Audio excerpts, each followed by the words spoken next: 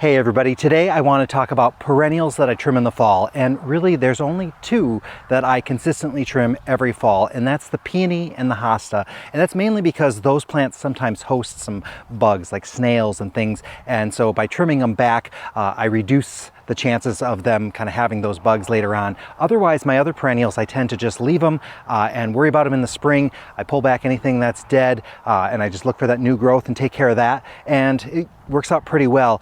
The other one that I sometimes trim in the fall, sometimes I just wait, is the hardy hibiscus. So I'm going to show you how I do each one of those, and hopefully that'll be helpful to you as you're getting ready for winter.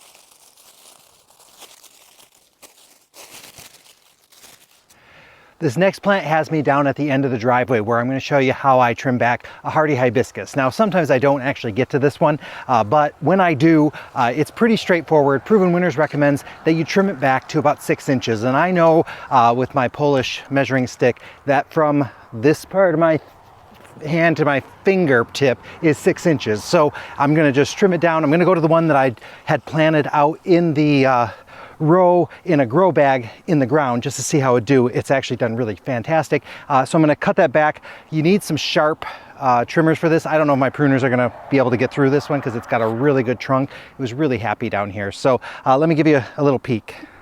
So here it is, it's all done for the season. I should note that when Stacy's kids were little, she used to leave these and not trim them because these sticks ended up being perfect for snowmen arms. So she would wait, and then when they'd build their first snowman, they'd trim it then and they'd use them as arms. Some of the different varieties branch differently, and each plant's going to grow a little differently. So that's just a little side thing, but I'm going to show you how I trim them now.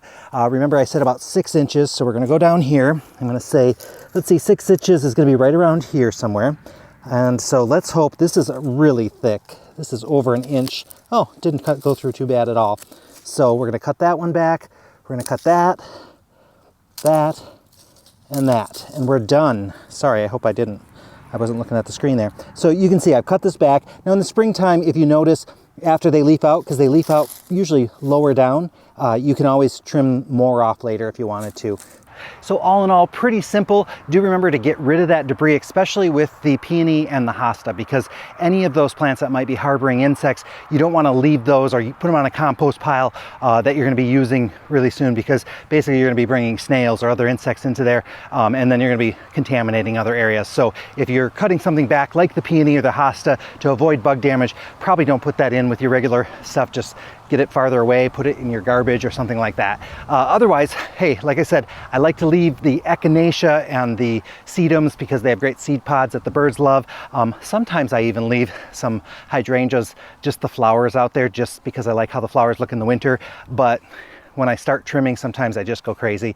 It is a little addictive once you start trimming like hydrangeas and cutting things back. You just kind of keep rolling with it. So I don't know if you get that way, maybe not. Anyway, I'll talk to you guys all very, very soon.